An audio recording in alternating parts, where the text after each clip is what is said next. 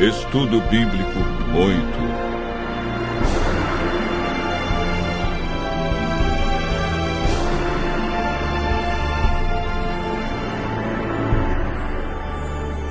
O milênio.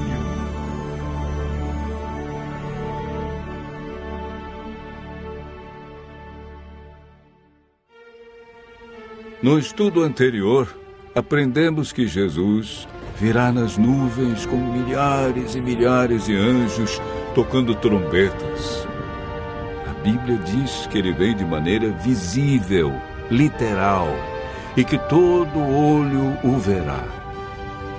Aprendemos que por ocasião da volta de Jesus, haverá 4 classes de pessoas na terra. A primeira é composta pelos justos mortos, que farão parte da primeira ressurreição. A segunda classe é dos justos vivos, que serão transformados e levados para o céu juntamente com os ressuscitados.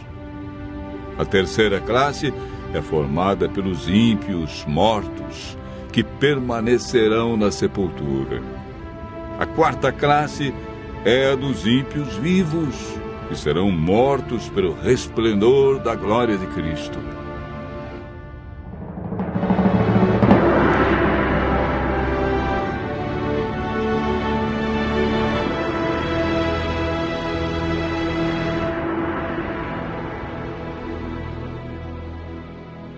Hoje vamos aprender um pouco mais sobre o milênio.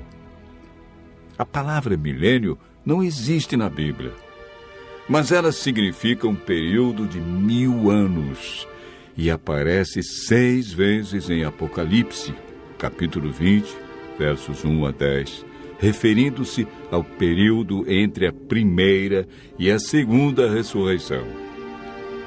Sabemos que durante esse período, os justos estarão com Cristo no céu. O que eles estarão realizando? Como ficará a terra durante os 1000 anos? O que acontecerá no final desse período? Durante o milênio, os salvos participarão do juízo chamado juízo de comprovação. Sobre esse assunto, o apóstolo João escreveu no Apocalipse, capítulo 20, verso 4. Vi também tronos, e nestes sentaram-se aqueles aos quais foi dada a autoridade de julgar. Vi ainda as almas dos decapitados por causa do testemunho de Jesus, bem como por causa da palavra de Deus, tantos quantos não adoraram a besta, nem tampouco a sua imagem, e não receberam a marca na fronte e na mão, e viveram e reinaram com Cristo durante 1000 anos. O apóstolo Paulo, em 1 Coríntios, capítulo 6, versos 2 e 3, afirma: Ou não sabeis que os santos hão de julgar o mundo? Ora, se o mundo deverá ser julgado por vós, sois acaso indignos de julgar as coisas mínimas? Não sabeis que havemos de julgar os próprios anjos? Quanto mais as coisas desta vida. Esse julgamento que ocorre durante o milênio não decide quem está salvo ou perdido. Essa decisão é tomada por Deus, em resposta à aceitação ou rejeição de sua graça, antes da segunda vinda. Todo aquele que não participar da primeira ressurreição não terá parte na vida eterna. Esse julgamento no qual os santos participam tem o propósito de responder a qualquer questão que os justos possam ter sobre a razão pela qual os ímpios se perderam, confirmando o veredito de Deus sobre eles. Enquanto isso ocorre no céu, qual é o cenário aqui na terra?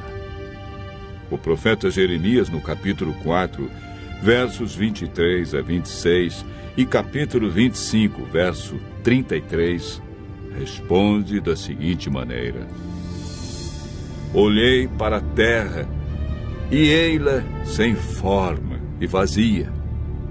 Para os céus, e não tinham luz.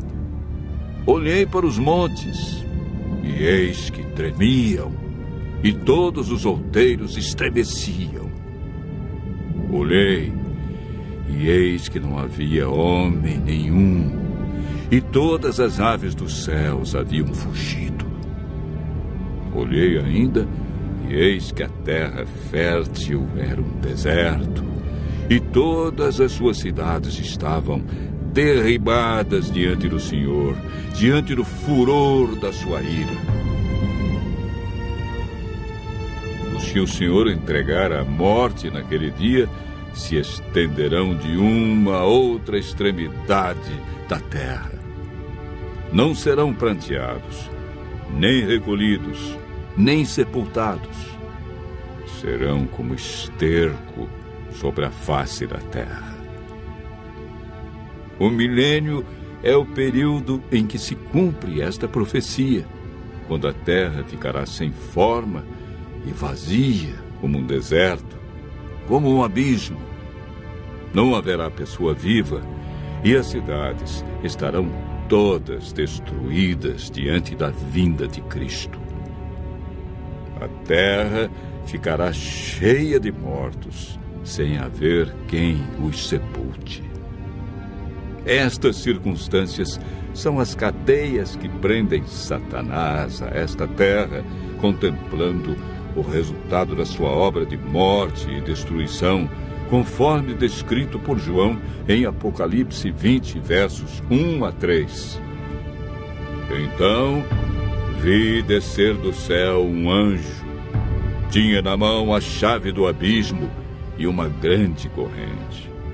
Ele segurou o dragão, a antiga serpente, que é o diabo, Satanás, e o prendeu por 1000 anos. Fechou e pôs selo sobre ele, para que não mais enganasse as nações, até se completarem os 1000 anos. Depois disto, é necessário que ele seja solto pouco tempo. Após os 1000 anos, ocorre a segunda ressurreição. Farão parte desta ressurreição todos que rejeitaram a Cristo, sua lei e seu plano de salvação. Apocalipse capítulo 20, verso 5, afirma: os restantes dos mortos não reviveram até que se completassem os 1000 anos. Esta é a primeira ressurreição. Eis agora o grande drama do Apocalipse. Acabaram-se os 1000 anos. Deus ressuscita todos que o rejeitaram e, consequentemente, Satanás é solto de sua prisão. Apocalipse capítulo 20, verso 3, diz que, depois disto, ou seja, depois do milênio, é necessário que ele seja solto pouco tempo. Por que pouco tempo? Porque Satanás realizará a sua última obra de engano na terra, preparando um grande exército, tão numeroso que a Bíblia diz que será como a areia do mar, para atacar a cidade santa, a nova Jerusalém, que João viu descer do céu.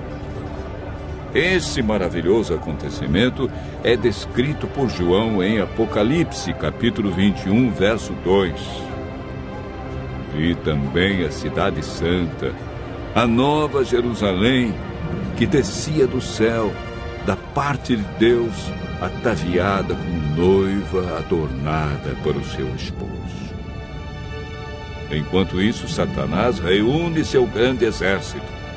Ele tem milhões de pessoas que foram ressuscitadas na segunda ressurreição.